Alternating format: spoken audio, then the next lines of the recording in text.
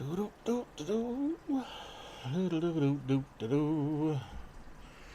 see. Oh, I can tell by certain things on my desk how badly I need a new desk. Oh, Lord. Alright, let me make sure I got everything set up correctly here. How's everybody doing tonight? Tonight's topic, little simple one, but I don't know, it might help some folks. It comes specifically from an actual member of the audience. Got an email and it's like, that's a good topic for a live stream. Let's do that. I originally was going to do something a little different, but this is better. It's going to do an essay about duckweed. Oh, man. Actually, I was going to talk about what in the tech industry we refer to them as canaries, similar to how you like canary in the coal mine, right? But ways that we use warning signs. But I liked this topic a lot more, so that's where we're going to be. There's the person in question, Alley Cat. Email from Alley Cat, pinged me in the members Discord like, hey, I sent you a mail. And I looked at it and I'm like, this is going to be a live stream. To heck with responding to the mail. It's just going to be a live stream. I should show you how behind I am on some of my email. I'm trying to catch up, though. Got in touch with a few folks. Slowly working through my backlog, which is atrociously long. I didn't realize quite how bad it was from my old job. And in my new job. Well, let's just say we're in a super busy period now that I'm getting the ropes of things, and they're keeping me busy. Alright, so let's see here. Fill in a little bit more time, give a few more minutes for folks to get here. It's the summer, it's the nice weather, we're gonna have a lot less people.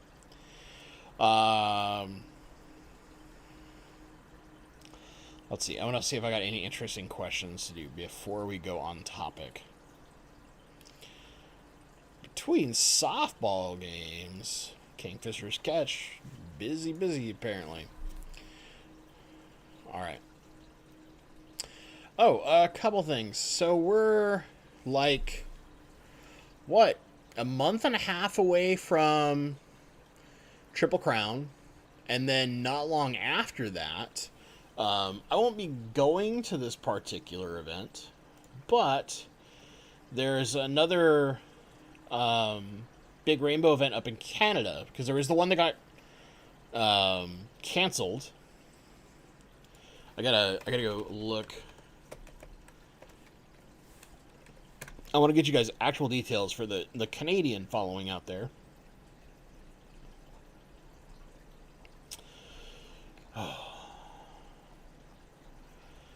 Might have to do this the other way. I was trying to do it through Gary's posts. There you go. It's the advantage of being friends with Gary Lang. So September 23rd through 25th in Oshawa, Ontario, Canada. They're going to have the Rainbow Fish gathering. And the cool part about this is that there's basically 2 Rainbow Fish conventions in North America in a year when there hasn't been one in 20 years. So originally there was going to be one 2 years ago, then COVID hit, they tried to push it to the next year, and they still kind of got screwed on it. So, yeah, it's going to be good. For those that are interested, you can, what is it? It's www.dras.ca. I'll put that in chat just in case.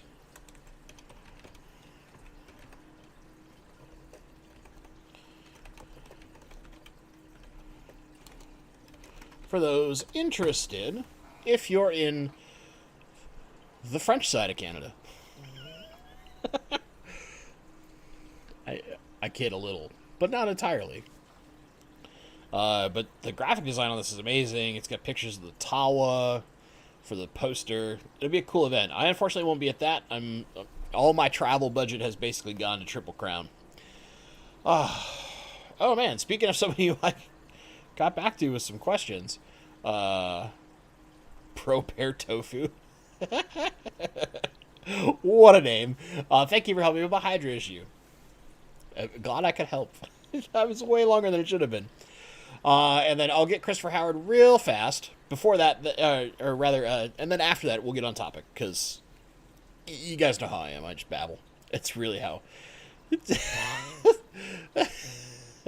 The chat's having a little too much fun tonight, I think. So for Christopher Howard, 10 pounds. That's like $45 US. Especially with how inflation's been going lately. Good Lord. In Her Majesty's United Kingdom, 2 a.m. in the morning, packing eBay orders for Planet Takes UK. Nice. Huge shout out to Bentley, who will be receiving some of our products soon. There was, you did reach out to me. I got that email. So the next time I go to set something up, we'll have some plants provided from the UK, of all places. I'm going to be really curious to see how well plants can ship internationally. Because that's interesting. Okay. Johnny asked me that question again after I get done with the topic. This is going to be a pretty simple topic. We're going to talk about the way that I like to do this. But let me get on topic. Where should you place your equipment in a fish tank? Pretty simple, right? A lot of times, most of us try to align a lot of our equipment along the backside of our aquarium, and we usually try to hide it. Whether that's with plants, rocks, driftwood, your pineapple hut from SpongeBob, whatever it may be, right? I used to hide my way back when I was in college and my last year of high school. And one of the last tanks I had before I came back to the hobby, right? I had that bow front aquarium I've talked about with Cousin Henry, and which, by the way, pretty soon I'm going to be filming with Cousin Henry. We're going to have a little trip down memory lane, me and him. We're also going to talk about his tank that he keeps now. But we would hide those big bubble wands, you know, the big, terrible bright green air stones that are a big long bubble wand. We would hide that behind the half of the broken pirate ship decoration that we kept with our cichlid. We used the pirate ship to hide it. So that there would be air in the background, but you wouldn't see it coming in, even though, you just walk to the side of the tank. It's right there. But let's talk more about optimization. Not necessarily how we're going to hide things. So I'm going to pull up the email specific so we know Alley Cat's particular problem. So a few questions. Can't seem to find good answers online. I disagree. I think there's plenty of good answers online, but I'm just going to make this easy on you. Outflow/intake using lily pipes. Side by side. Front to back. Across from each other. What? Okay? I'll answer that one first. This is 100% about the type of tank. Because you can get custom lily equipment, right? I have some that will fit on huge filters. I have one that fits, that's a custom piece. Well, custom in that it's not easily available anymore. That fits the huge, Eheim bucket filter. The one that's the size of an FX6, but it's the Eheim, 9,000, 5,000, or whatever the heck it is. That gigantic thing, okay? I have a lily pipe and glass intake that fit that with a skimmer. Pretty wild to have that kind of equipment, the nice equipment, on a filter that enormous. So it all depends on the size of the tank, to me.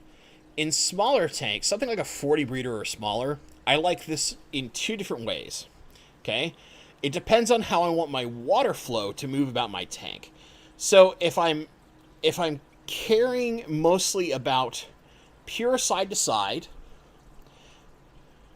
and I'm not getting too much distance from the front to back of my aquarium. So if I'm in something that's a little shallower, maybe it's only 16 inches or less front to back, I'm okay about putting them about dead center side by side. Because what we want is we want the intake If you have one of those like skimmer rigs where it pulls a little bit from the bottom and a little bit from the top, or just a straight intake where it's only pulling from the bottom, we want that to create circular water flow, right? So our lily pipe output's going to be up here. It's going to fire across the tank, hit the side wall, come back, and then your intake naturally is creating flow this way in the lower portion. So that's going to help bring that back in that nice circular flow. Now, if you have a skimmer, that's basically going to add agitation at your top level. But it's not necessarily doing the bulk of that water movement work. It just helps. So don't be worried about like, well, if the skimmer is up top, isn't the water only staying up top? No, when the water hits the wall, it's dispersing kind of everywhere, comes back. In a 29-gallon, right, specifically Alley Cat's tank here, I would do this one of two ways. If you want more this kind of flow, then I would split them. And I would put my output toward the front and my intake toward the back. Now, if you go to, say, like Sonny Singh's question, what about a 125? What do you get? Big, big tank.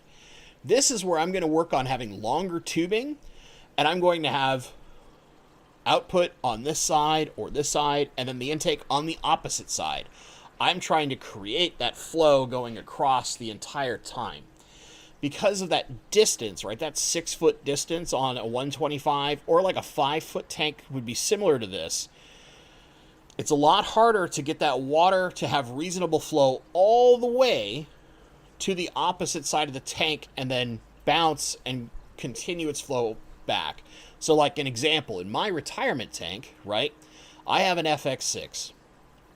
I specifically have the water flow kind of going straight forward and out a little bit to the side. So it creates that, it's got those dual nozzles, right, FX6, but on the complete opposite side of the tank is where the intake is, because that helps move that water around that entire system slowly but surely. Now, granted, it's about to have 2 FX6s on it, so it'll be a little different, but that's what I'm doing in that kind of tank. Now, let's talk about if we're putting in a heater, okay? There's kind of 2 schools of thought. Number one, depending on the design of your heater, you might not want it to be straight up and down. Often, heaters will perform best at an angle. Let me explain why. The heating element is down here at the bottom of the heater, right? The thermometer, where it's measuring temperature, is the top.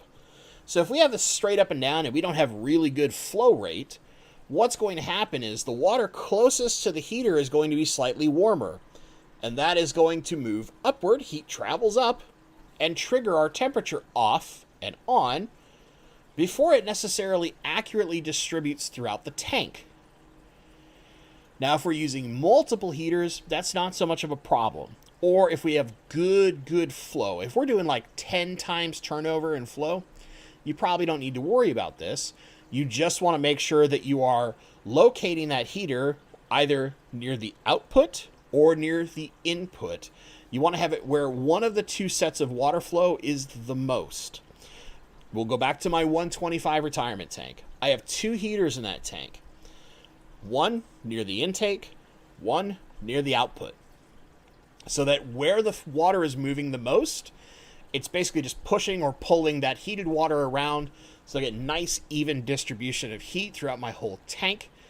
And they're more accurate this way because they're always got moving water near them, not necessarily stagnant water. Okay? Cyclone Kicks. Does the aquarium co-op filter need to be at an angle? Are you talking about the sponge filter? Because if so, that thing wants to be as like flat straight as possible. When it's at angles, and you see this in like my sponge filter test recently, you start getting bubbles coming out of the side and not directly in the intake tube. And basically all that is just a slight misalignment causes that to happen. Heater. So their particular heater, as far as I understand it, is designed to sit straight and flat. We're more talking about things like the Eheim kind of the Jaeger, although that is specifically dying. So where this applies the most, a lot of your Fluval heaters, the Marina heaters, your Cobalt heaters, any of your long glass tube style heaters, or the like titanium style heaters where they have like the kind of metal casing, those like to be at a slight angle. They actually perform better at a very slight angle. Now you don't want them like completely like this, although they can function just fine doing that. But if you get them at like this, you know, not just a slight, so that basically the direct hot water is kind of coming this way, and the actual probe portion where that light usually is on your heater is over here a little bit. You just don't want them completely straight up and down. Unless, in the case of some of, I think it's the newest Eheim Jaegers and some of the flatter style, like square box style heaters, they specifically say they want them completely up and down. Most of the rest of the heaters, they don't have that specific instruction, and that's where you can run into things. And usually this is only the case when you have kind of lower flow.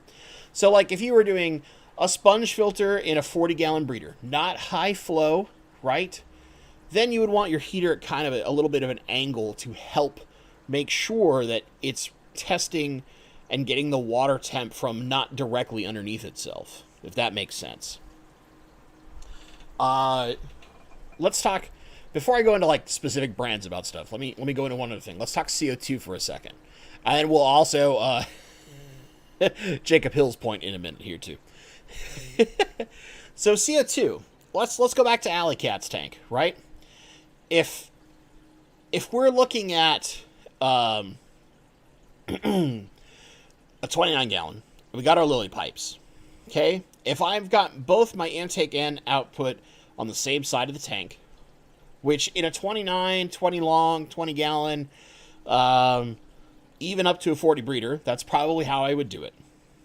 It's once I start getting to 4 foot or longer side to side, that's when I'm going to start splitting them to help make sure that flow crosses better. 3 foot or less, same side of the tank, okay? Especially if you have a fairly powerful canister filter that you're attached to. Your Oases, your Fluvals, your Eheims, all that kind of stuff. Anything that's got reasonable flow to it. In general, what most of your aquascapers are going to suggest is intake output here, CO2 diffuser if it's in tank over here. So if you got one of those nice like glass CO2 diffusers or an atomic diffuser, maybe you're like Bentley and you don't care about the aesthetics, you want function, function, function. So you've got that atomic diffuser or an inline maybe if you're fancy. You want them across from the water flow. And the reason behind this is simple. You don't want them too close to the intake, and you want them right where water flow is kind of dispersing the most. And the concept here is when it hits that side wall and does its dispersion around the tank, right? Because it's going to hit a wall and deflect in all angles. That's the concept. You don't want it too close to the intake because then it sucks up a bunch of that CO2 and it causes gas pockets inside of your filter. Okay? Excess gas in your filter causes all sorts of annoying issues and loud sounds and makes your filter less effective. Also, by putting this on the far side of the flow, but where it's going to begin coming back across the tank, the goal is to kind of maximize the amount of time in which the gas is exposed to water so that it absorbs at a higher rate. This isn't necessarily perfect, and this is not how I do it. How do I do it? I always put my CO2 diffuser directly under my output, so that my output is basically pushing CO2 around the tank. Why? Because I'm not going for some really crazy aquascape, I in general don't mind having like a bundle of equipment in one area. When I do this, I have found personally that I see better overall growth across the entirety of my tank when the CO2 is right underneath the output than if I put it across from the tank. Now, this is most common not with canister filters for me. This is most common with hang-on backs. You guys have seen most of my tanks, a lot of hang-on back filters, or some kind of weird orientation of canister filters. Because I tend not to have perfect side-to-side flow, that's why I place some of my equipment the way I place it. If you are setting this up where you have perfect side-to-side flow, all your equipment's right here on the side of the tank, that's when the opposite side of the tank placement of your CO2 diffuser tends to be optimal when the tank is smaller. So 29 gallons, a lot of your like ADA size tanks, your 30 centimeters, your 60 centimeters, you start getting anything bigger than that, you really want to start looking at inline CO2 diffusion. And the reason behind this is there's just not enough flow if you're doing it both on one side. And often a lot of our nicely aquascape tanks don't have a super high flow rate. They're trying to keep that flow slightly slower because they're trying to reduce the amount of gas exchange. And I've gone into a big rant about gas exchange. We won't do that tonight. But in general, these are kind of the tricks of the trade, if you will, the simple stuff. So, in the case of AlleyCat, here's what I would do. You already said in your email later that you're going to inline, so don't worry about that. But you could, for now, have the CO2 directly opposite of your intake and output. For your equipment when it comes to heat, if you're not worried about hiding it, I would also put that directly on the opposite side of the tank, right by your CO2. Because the tank size you're dealing with, you're going to have enough movement from your filter. That'll help distribute the heat really nicely, and the CO2. Especially when you go to inline CO2, then it'll be even easier. You just have just the heater on the opposite side of the tank. If we start getting bigger tanks where we're looking at something like 40 breeders, maybe you want a 60 breeder, you're going to a 120, a 150, a 125, anything where it's 4 foot, 5 foot, a 55 gallon, a 75 gallon, a 90 gallon, any of these things, 4 foot or higher, and even sometimes depending on the particular filter you use for the amount of flow you're getting on a 40 breeder, that's where I start looking at heater close to the output or input, and CO2 directly under the output, so that as that gas rises up, it hits that output of water, and that natural force of movement of water pushes the gas around the tank. A lot of my preference. Okay? Now, lots of questions. We're going to get to a few of them. Jacob Hill, we're going to start with you. Just get a sump. Hide everything. Right? This is the people who preach to the church of the sump.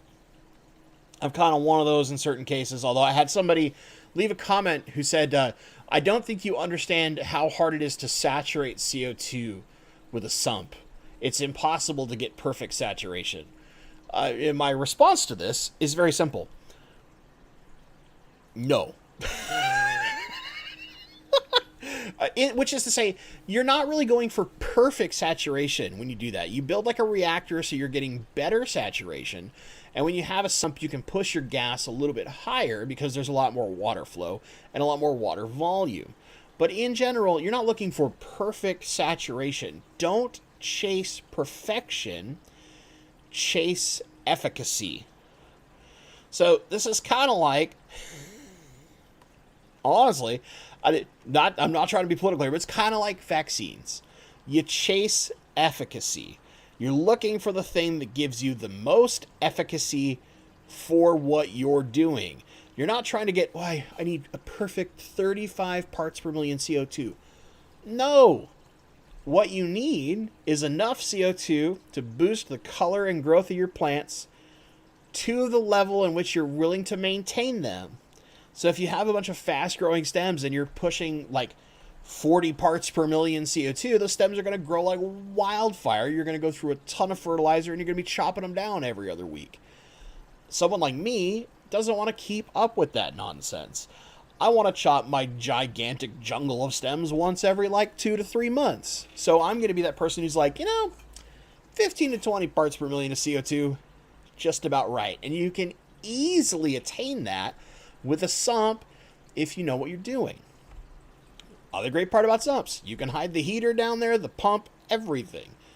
You can hide all your equipment in a sump, and because of the way the water flow works, it's forced, all your water for your fish tank is forced to go through that big, giant filter you've created, Clean, easy, beautiful, wonderful. But not everybody wants to do a sump. There's some risks with sump when it comes to power loss and things like that. Totally understand, but just saying, Jacob Hill called it out. We're going to call it out here because it's important. Now, let's talk about some other questions, okay? Got some good, interesting questions when it comes to specific equipment. So, Kingfisher's Catch. Bentley, what heater would you go for in terms of hiding it? Good question. So the first thing I would do is look at the size of the tank I'm putting together, right? I'm going to specifically get a heater that I can cock to the side. And the reason why I do this is because it's much easier to get a heater lower in the tank toward, like, at a much more extreme angle like this, right? And hide it behind plants, because keeping it low means that a lot of your plant growth can grow in and hide it for you naturally. Something that has to be more upright is a little easier. Now, I've found, I can't remember which, there's a fluval heater that is like silver in color. Those actually hide kind of well inside of plants because they're a little reflective and they kind of like self-camouflage a little. They're not perfect. Realistically, if you have a tank with a black background, or you can paint it black or put the film layer on it to make it black, get anything that comes in a black case. Or is it like one of the titanium heaters where it's that kind of carbony color anyway. That will naturally hide and mask your equipment for you. Beautiful. Fluval M heaters. Thank you, Sonny. Thank you. And the titaniums are a very similar design. Also, Nabokov fan, thank you. The brain only remembers so many things at a time. Okay. So we had some other questions and or comments when it came to specific equipment. I want to make sure I don't miss any of them. But that would be my thing about hiding heaters. Me personally, I don't care if I see equipment, because my brain doesn't focus on equipment. I'm not trying to be like Captain Aquascape or anything like that. As you guys well know, not my jam. Oh, I do. I have a non-fish question I have to get from Johnny here shortly. But yes. Soon, I promise. We'll talk about the non-fish stuff, because it matters. Lorcan Tom Wing. Hey, Bentley, ignoring the financial aspect of it, in your opinion, what is the best aquatic plant light brand? Okay, that's actually really tough. So, I would say if you went purely on ease of use and warranty, I would look at a Fluval. But if I wanted to go purely from the perspective of cost no longer matters, what gives me the most capability, power, period, then I'm going to start looking at either something like AI Prime or Chihiros. And the big reason there, AI Prime has a fantastic app. I personally don't have AI Primes, although eventually I'll be testing some. I'll spend the dumb amount of money for them. But I have friends in the reef side of life who have programmed perfect mimicked day cycles. And these are like scientists. I want to be very clear. These are people who are marine biologists that have studied the actual day cycle in summer in a specific location and done everything they can to mimic that light curve perfectly in an AI Prime. My friend Keef's Reefs on Instagram. This is one of the people I'm talking about specifically. Fantastic dude. He showed me around the app for a little while and showed me what you can do. And I went... It was like, ooh. Because Fluval's Pro Mode is awesome. This was before Pro Mode came out. Fluval's Pro Mode is awesome, but it's not that powerful. AI Prime has once you get into it and dig into it and understand, its app has probably the most control of any of the lights out there. I haven't personally messed with Chihiros. However, I got a lot of people I trust, and a lot of them will have played with things like UNS Titans, ADA Solar RGB, ONF Flat One. Why am I forgetting? UK loves it all the time. Big Steel. Come on, brain. How am I forgetting this brand? Like, George Farmer uses it regularly, too. Hold on. I feel terrible. I feel terrible. Chad's gonna beat me to this, I know it.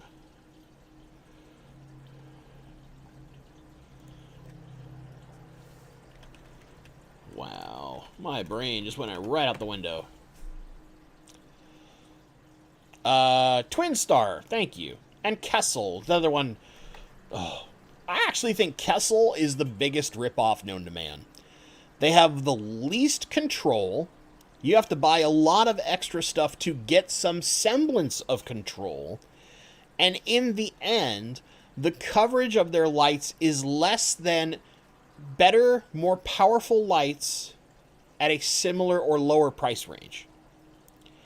I will talk down of Kessel all day long, but they make lasers for the government, so what do?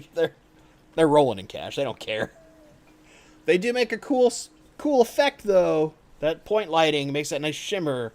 It's very pretty. But I think, pound for pound, they're like one of the worst expensive lights out there. But yeah, AI primes are like bonkers. They're bonkers in their app. But yeah, Chihiro's builds really powerful, well-controlled lights. The big thing that I haven't spent the time with is getting to understand their app and what I can do inside of it. And that's just a matter of I have to buy a Chihiro's eventually and play with it. Not looking forward to that price tag, but hey, the things I do, right? Now, if we want to go, I want to further this question more, because Nabokov fan mentioned this a little bit. Aesthetically, if I want to go for the light that I think looks the coolest, just its design in engineering, that all day long is the UNS Titan. I love the way those things look. They remind me of like the Pagani vehicles. For those who aren't familiar with your supercars, if you're not familiar, Pagani is an Italian supercar maker that makes these like super wild looking cars. You can look up what's called the Wyra.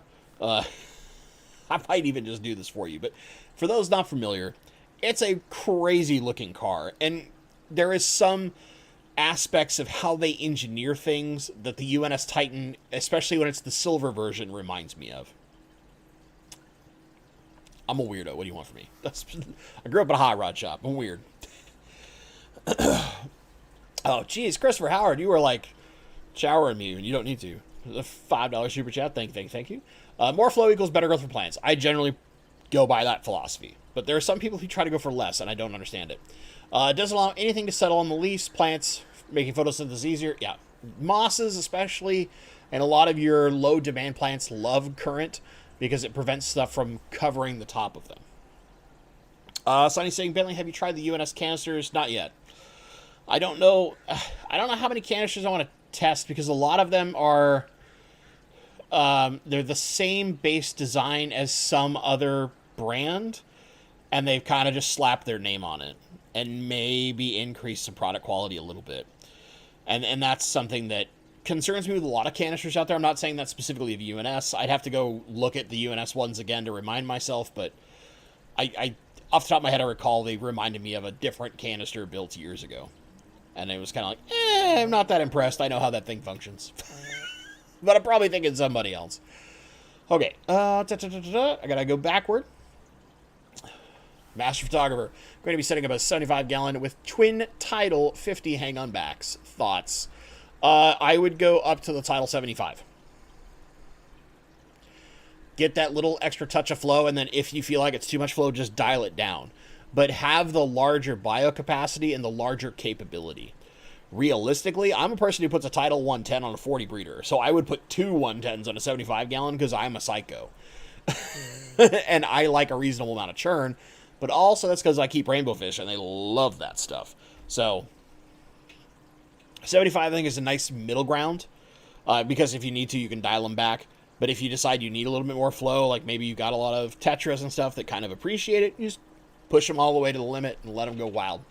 And just put like an intake sponge on them if you're going to be able to hide it especially. And that'll reduce the flow with touch and also make it so you have to do less maintenance to them. Somebody's saying 2 FX6s on a 125, you're wild. Dude, I'm nothing compared to some of the people I know. I know people that would be like, 125? I need 4 FX6s on this thing. Like, I know some people that are crazy when it comes to their filtration.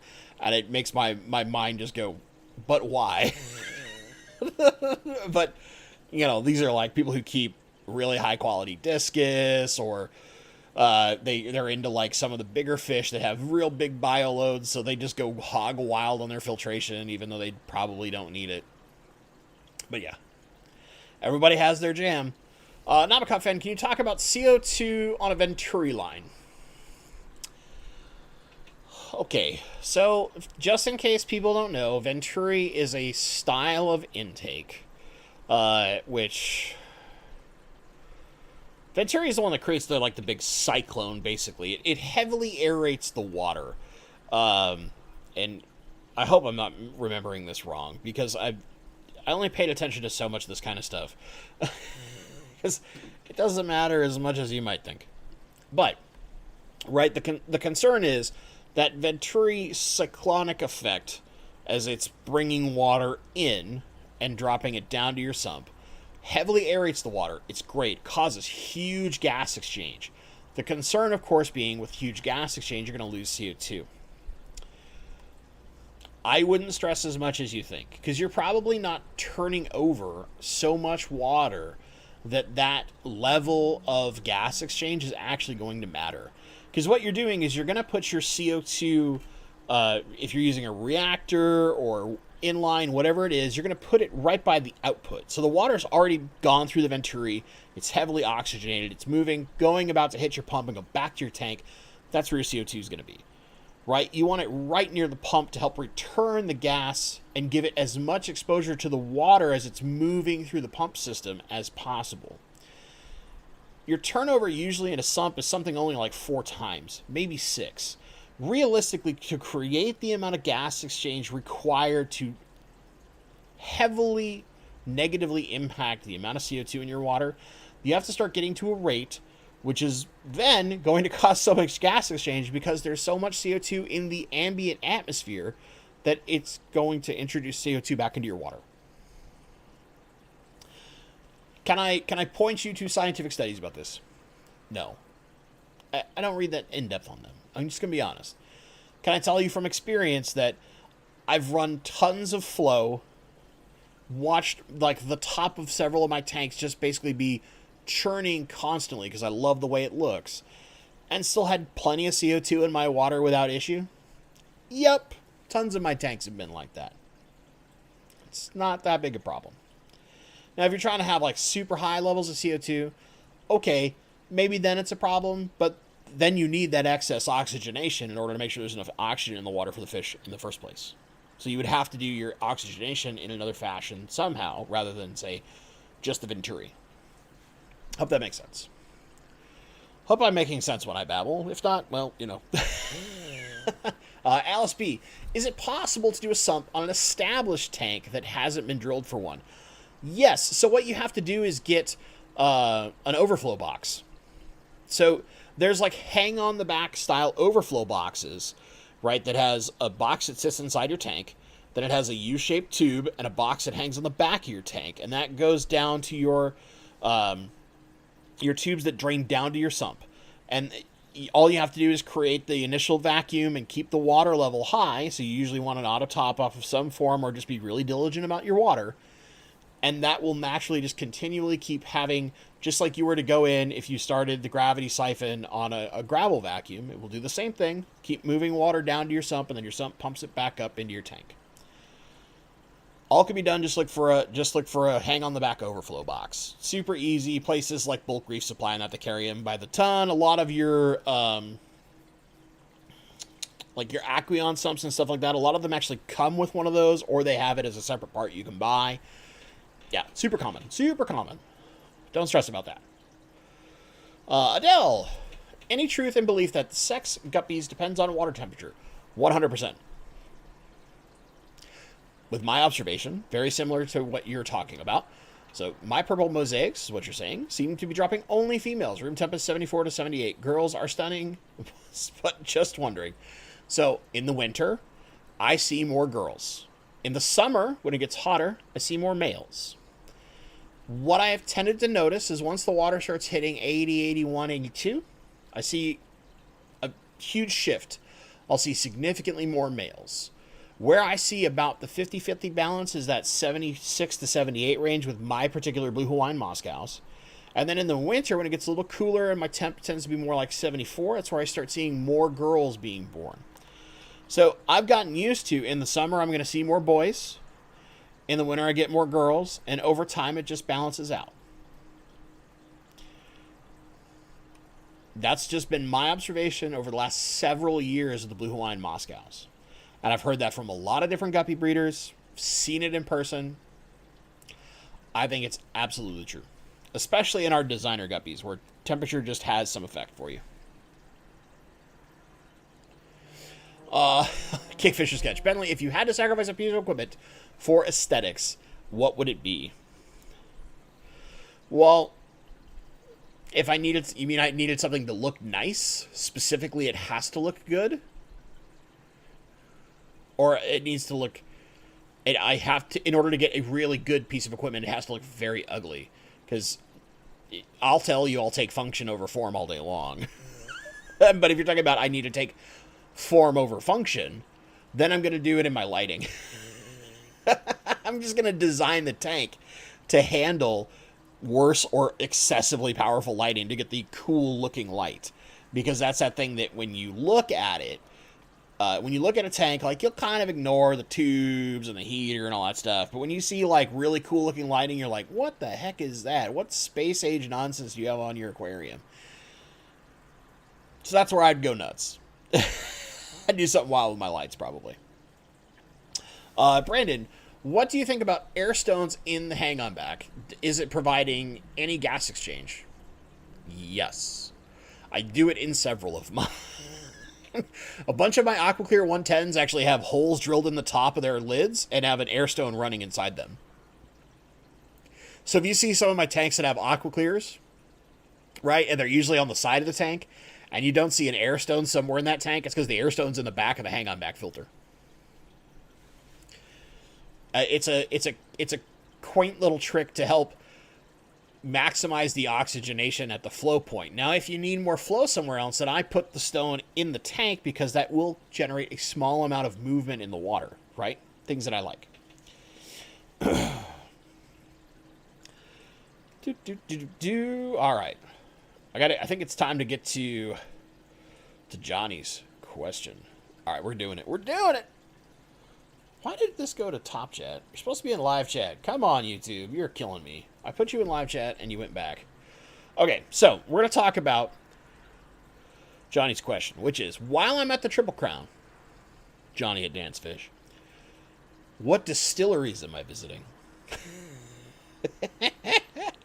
So, for those who, like, maybe you've missed it, I have a friend who lives just outside Louisville, Kentucky. He's a very, very good friend of mine. I worked with him for just over 4 years. Before I got back into fish, I was in the arcade and pinball hobby, and he's my pinball buddy. He has, like, I think it's 27 or 28 pinball machines at his house. Basically, I'm going to his place to play pinball and hang out, and then we're taking a day where we're doing a distillery tour. As of right now, our current tour list is I have to check a couple of these. So the place that makes Buffalo Trace, I can't remember the actual, like, parent company, but I think that's the one we're skipping primarily because that's where the event for, if you want to go to the distillery tour, where all of the people can go that bought tickets. We're going to a bunch of the ones that go up north. So I'd have to, like, dig. He's been, like, working on an itinerary for us, which is kind of hilarious. Let me see if I can find... We were doing So we're going to the place that normally does Woodford Reserve. That's a big one. And then LL Weller, if you're familiar with those. That's one of the ones we're going to. What was it? There's this other place. I'm trying to remember it.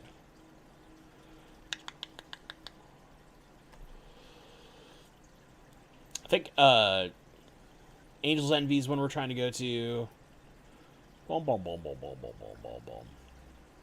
Oh, and one of the places I'm going to is to the Hillerk and Bradsbury, which is not a distillery, but that's where Louisville Sluggers are made. I'm going to try and go tour the Louisville Slugger baseball bat company. Yeah, and I said it Louisville. That's right. Deal with it.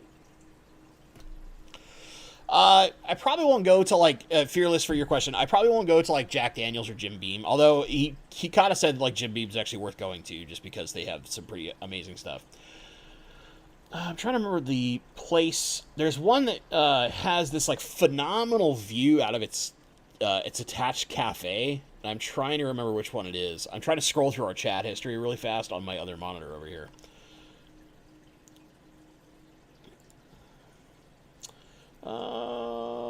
I think it's the company that makes Knob Creek, if I remember right. Because they have some other stuff, but yeah. When I know specifically, I'll probably put something up. But there's this really awesome, like, arcade bar that's out there called Rec Bar, and he happens to know the owner. The owner's like a really good friend of his. So I'm going to probably try to set up, like, an informal meetup on one of the nights where there's not any major events to go hang out at Rec Bar. Also, yeah, Jack Daniels is in Tennessee. I'll be in Kentucky. Whiskey versus bourbon. Slightly different. But for those, yeah. Oh, and sounds like an amazing time. Don't get tipsy off the samples. So we're getting a designated driver. But yeah. I don't have to worry about that.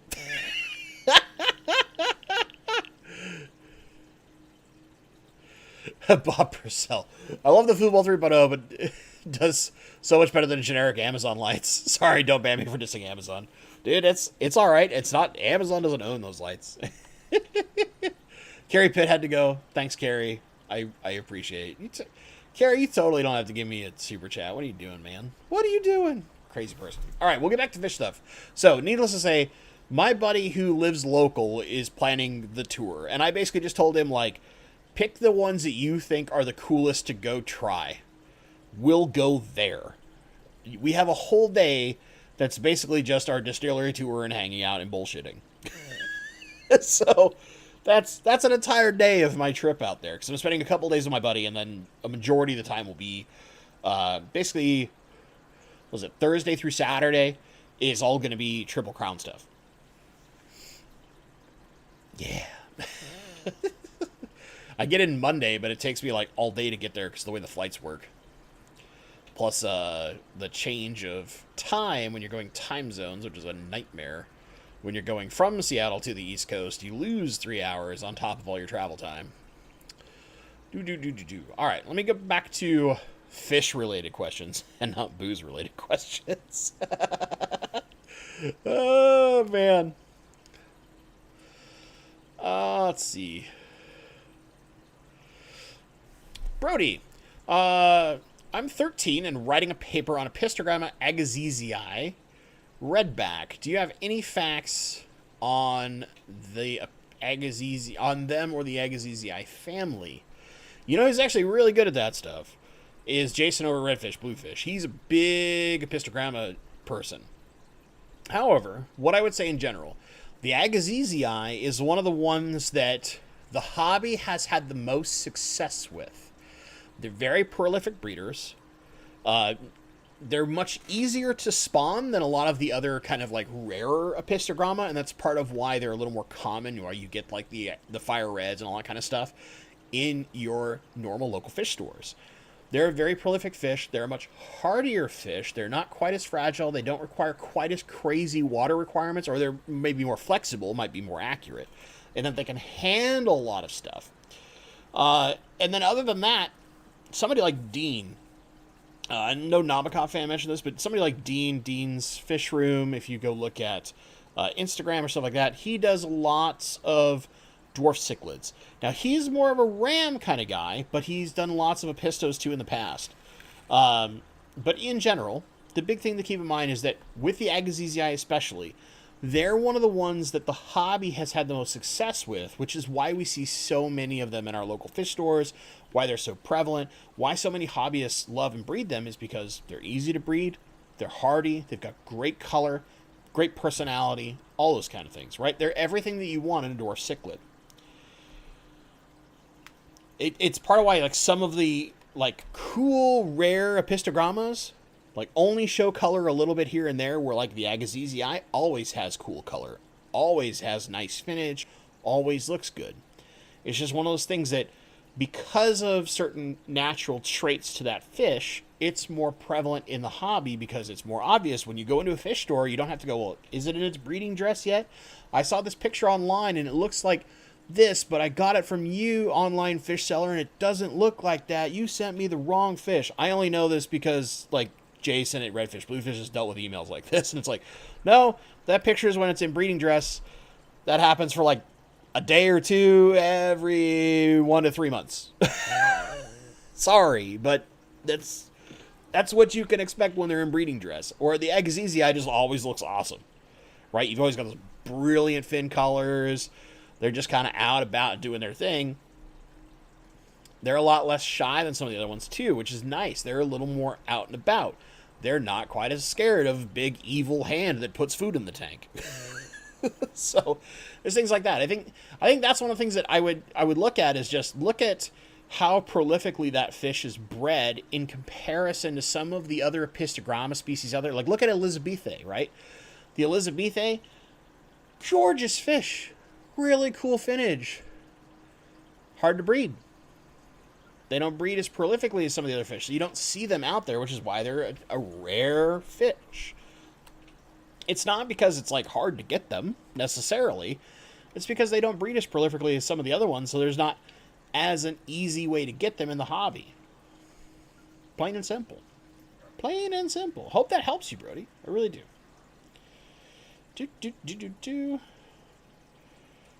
Crystal D.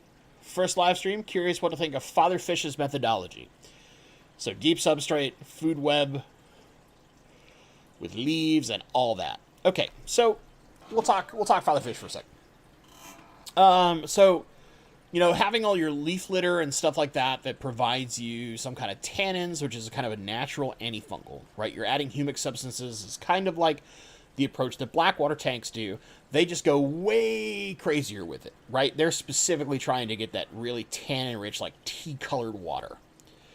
Father Fish, not so much. He's putting a little in there. He's a little bit of additives. I've got friends that do that in their sumps. They'll put Indian almond leaves down their sumps just to get those little bit of tannins in the water, but it's so little that you can't actually see the water change color. Okay? But the natural properties, the antifungals, and all the beneficial health benefits that are there are within the system. Deep substrate. I think there's a couple things you see in deep substrate, and this is not me trying to like bash on a person. I just want to be my observations of a lot of deep substrate tanks. You are trying to create an environment which does something for you very long term, but it takes a while to establish. And it has certain requirements, right? You really need that deep sand bed, so it takes up a lot of space. So if you're looking to have more water room, this isn't necessarily beneficial. 2, typically the way that a lot of these tanks are designed, they don't necessarily then have room for super dense plant growth. You can put in some plants, but often you will see some amount of algae in these tanks in one way, shape, or form.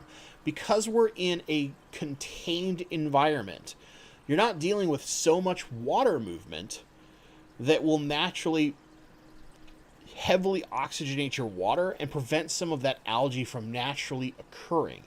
When you can get higher levels of oxygenation dispersed into the water, which usually happens through high flow rates and that gas exchange at the top of the water, you tend to inhibit a lot of algae naturally.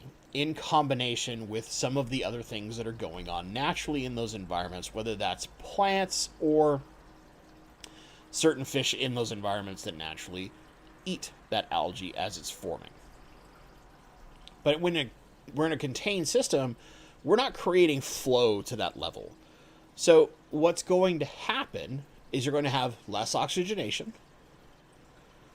You're not necessarily pushing your detritus around as much, and when you have leaf litter and that kind of stuff, you're going to build detritus layers up low. Is this necessarily going to harm your fish? No, but it leaves extra food sources that types of algae, especially hair algae and sometimes cyanobacterias, can take advantage of and establish themselves within. So my personal take is I'm not a fan. However, I fully understand why lots of people try to go that route. Your goal is to set something up that not in a month, but in a year is going to build this really cool self-sustaining system that doesn't necessarily need extra filtration in the sense of like a canister and your medias and sponges and all this stuff, right? We're trying to build a more natural system. Look at Ocean Aquarium, for example. He does deeper beds, but he also has dense growth. But that particular plant growth tends to be a lot of floating or epiphytic plants. These are things that don't need to be planted down into that sand. When we rely on plants that need to be planted down to that sand, that deep sand bed causes some restrictions naturally on the rate at which those types of plants can grow. So what I'm trying to say here is I think that often we see a lot of people who do deep sand bed and then go, well, I've got a lot of room in my substrate. I can do things like swords and crypts and all these things that want big root systems. But those things are kind of counterintuitive to each other. Those plants want more open systems. They want their roots to have a little bit more freedom. And they're not getting that from a deep sand bed. Not if you're trying to create that anaerobic environment. Epiphytic plants, your Java ferns, your Nubiuses, a lot of your low demand plants like that, or good floating plants can do very, very well in these systems. However, they're going to consume the same thing that your anaerobic bacteria is supposed to be there doing the job for. So you might not form the proper anaerobic colony with dense plant growth. Eventually, over time, you will, especially if you have a good fish bioload. But this is something you have to very, very slowly work toward. It's not something you just like, I put it together, and in a week it's perfect. That's aerobic bacteria. Aerobic bacteria, very, very prolific. It propagates itself fast. It expands quickly. It can handle a lot of things. But it doesn't consume the things that the anaerobic system, that deep sand bed, is designed to consume. Hope that makes sense. It's kind of out there, semi-philosophical, semi-preferential. But I will say I would encourage anyone to try it if they want to try it. You try things. Learn on your own. See what works for you. I tried a dirty tank at one point. It did not work for me. Does that mean that all dirty tanks are wrong? No, not at all. Plenty of people have massive success with dirty tanks. I was just not one of them. And eventually I'll try again because I know when I screwed up. Have I personally tried deep sand bed? Kind of. I kind of have it in part of the retirement tank. But it's also something that I'm not actively trying to cause specifically the anaerobic environment. I just happen to have part of my tank that has a lot of sand.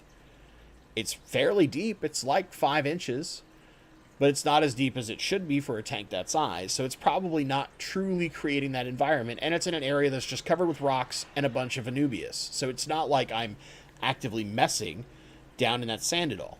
So it's probably over time creating something there, but not enough to really matter compared to the rest of the tank.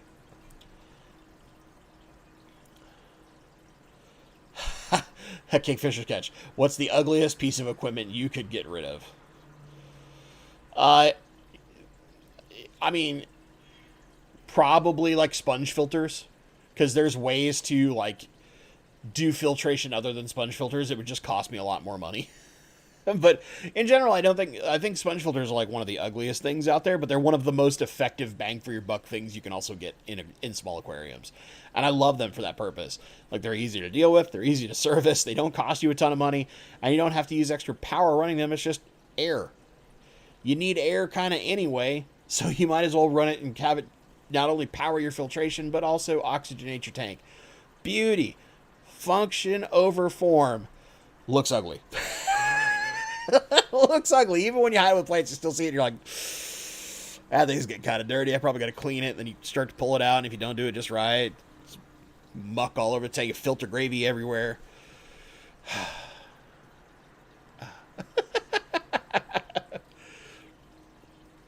Nabokov fan, you need to get you some bookers.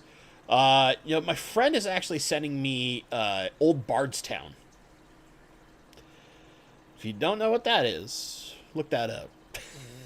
Look that up. Look that up. Stuff is good. All right, chat's jumping. That means I'm way behind as usual. Sonny, Bentley, are you going to Aquashella Dallas? I'll buy you a drink. No, I'm not going to Aquashella this year. I basically committed my travel to my friend's wedding, which, that costs a bit of money. And then, because, Vegas is really expensive to travel to right now, and has been for the last, 6 months. It's kind of wild. And then the Triple Crown going out to Kentucky, because I'm going all the way across the country. And I'm not going to a common flight point. So that's the only thing helping me there is that my friend's letting me stay at his place while I'm out there. So I don't have to pay for a hotel. Because otherwise I would have really had to play some games with my budget to make that work. Which is to say I wouldn't be able to have as much fun out there. But now I get to have more fun.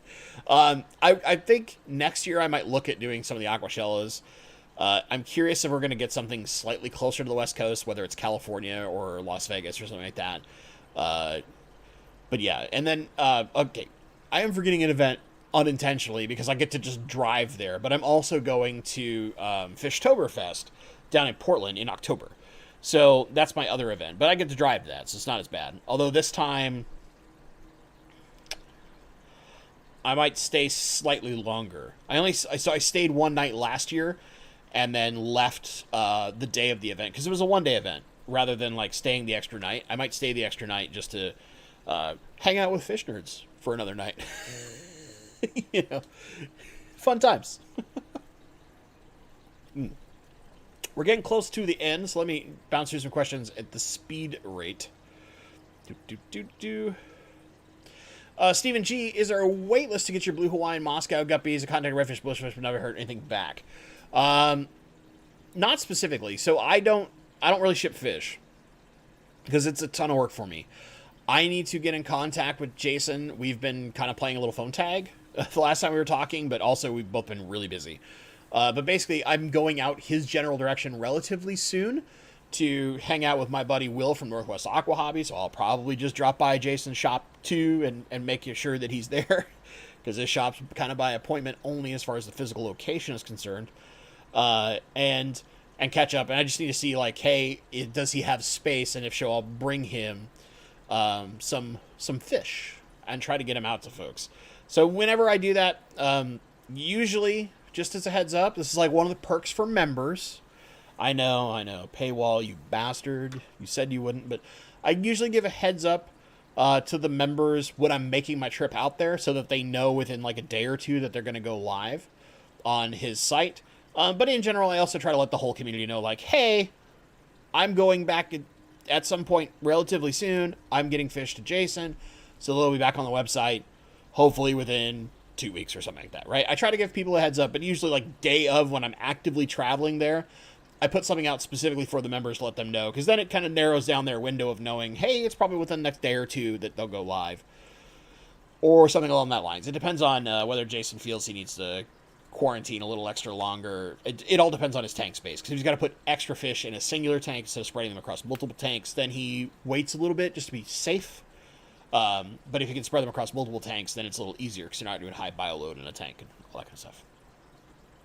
I'm babbling, I know. What do you want from me? My usual, man. But yeah, I don't try to do any specific wait lists. And most of that's just because I'm not personally shipping, it's totally up to who I partner with, which in this case is still Jason until he tells me otherwise. If he tells me like, hey man, I don't want to carry your fish anymore, then I'll try to find somebody else. Because shipping fish is tough, but I might be shipping some plants here soon. Blake! Hey mate, just thought I'd pop in, say good day. And I'm trying to do that accent a little bit. And wish you well on my lunch break. Dude, Blake, it's good to see you, man. Been a bit. We have to have us a little chat here at some point in the relative future. Just catch up, my guy. Naidu, does sponge filter do anaerobic? Nope. Sponge filters do aerobic bacteria because they're highly oxygen rich. Anaerobic occurs in areas with no oxygen. Anoxic is in low oxygen, very low. You're talking like 2-3 parts per million. Very, very low.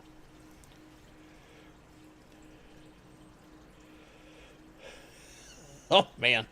Nabokov fans going wild on the booze. He's talking all sorts of stuff. Oh, jeez. Make sure I haven't missed anything. Great. Okay, I actually caught up on chat. Miracles can happen. Let me see if I missed any questions. Mrs. Buttersworth. Is having a check valve on a CO2 line necessary? Where do you put it on the line? Does that matter? So, me personally, I purchase atomic diffusers with built-in check valves, so I don't have to worry about that. Is it 100% necessary? No. Is it a good safety precaution? Yes. And in general, what I try to do is have my check valve... So if my line's coming in and it's going over the back here, I'm trying to have my check valve right here after it does the elbow around my tank, if that makes sense. I'm trying to basically get it so that if water comes up out of the tank because of some kind of back pressure, it's stopping right here. I don't want it to fill the whole line because then it takes forever for the CO2 to push that out. You don't want to put the check valve in the water itself. You want it out of the water. And then just a little bit out of the tank. Nice, safe place, easy peasy.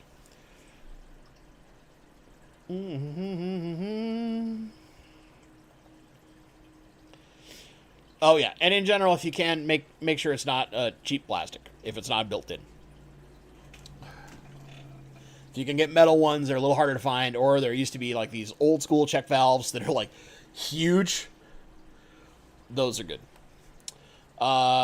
Okay, we'll probably do a last question for the night, which is this one from Jacob Hill. I get so much reef questions. I don't understand it.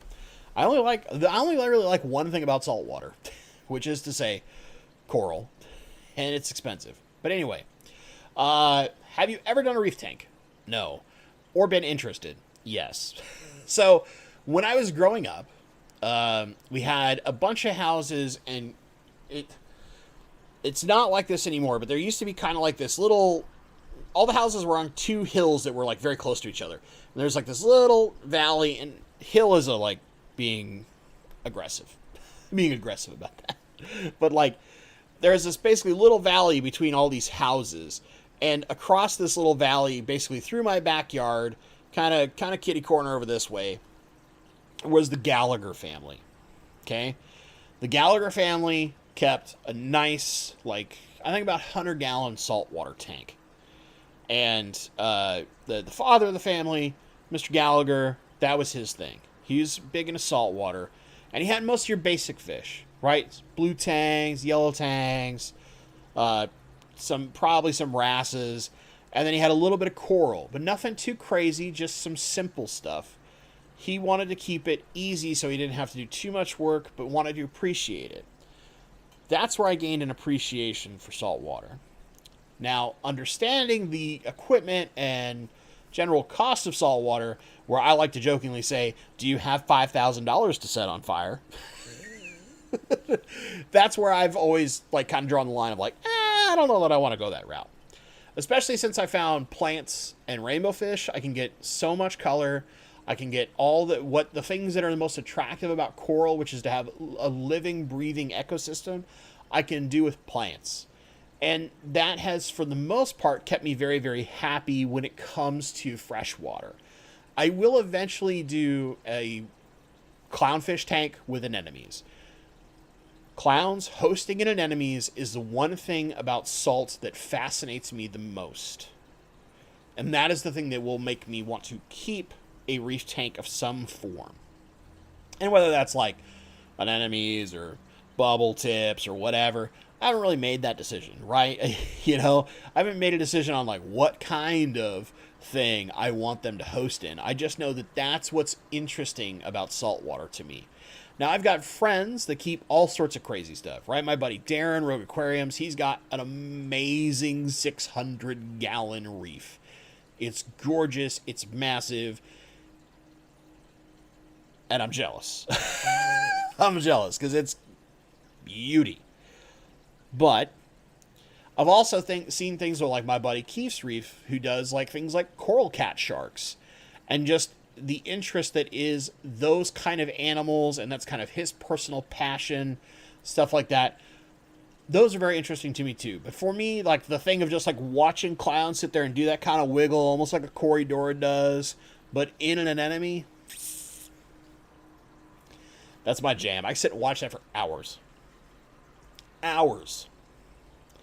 Because that's the kind of stuff that I'm interested in. Because it's weird, it's science-y, it's nature, it's all those things that I love the most about fish keeping, specific to the saltwater world.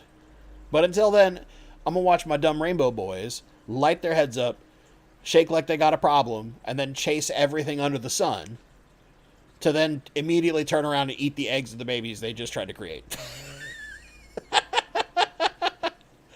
You know, what do you do? What do you do? But that's kind of a lot of what floats my boat in the fish world.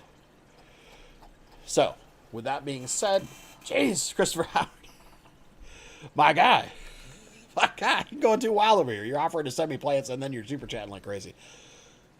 Customer opened a case against me on eBay, unhappy that the fish ate his Alodia densa. eBay closed the case because the seller cannot be responsible for the appetite of your fish.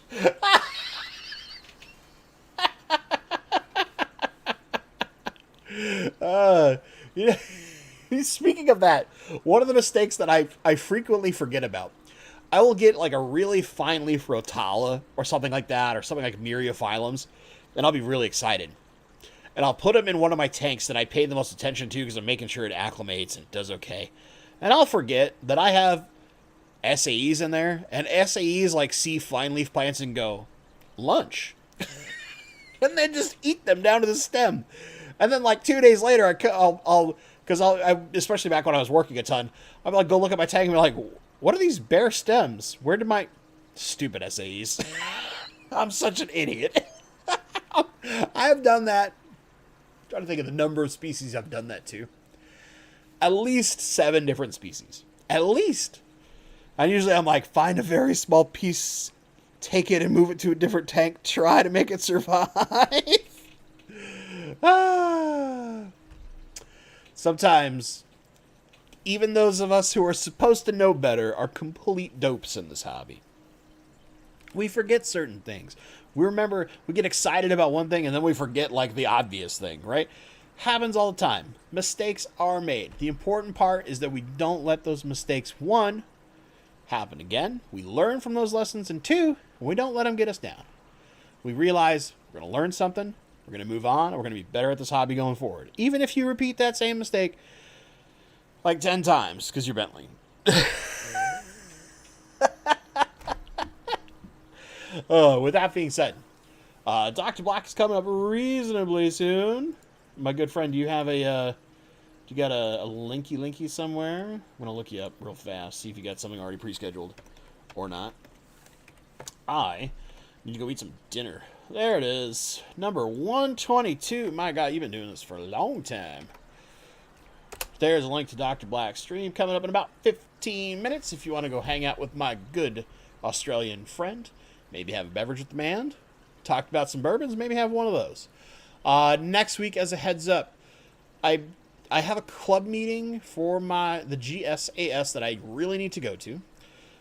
They're doing elections and votes matter and all this kind of stuff, especially because attendance is still kind of low post human malware. and there needs to be a certain number of people there to vote, or there's not quorum according to rules and bylaws of how clubs work. I don't know. Anyway, I need to go to that. So I'm hoping what I can do is like squeeze in a live stream and then run.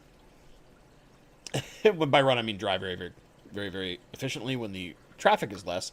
But what might happen is we might be getting a shortened like Q&A pre-recorded thing. So if you get that, you get a little heads up ahead of time. But guys, thank you so much to Bro Bear Tofu, Christopher Howard, Carrie Pitt, and Christopher Howard again. You're spoiling me, man. You gotta stop doing that. Thank you guys so much for your super chats. Everybody, thank you so much for hanging out with me, having a good time, listening to my crazy fish butt babble. And as always, stay awesome. Don't get used to this.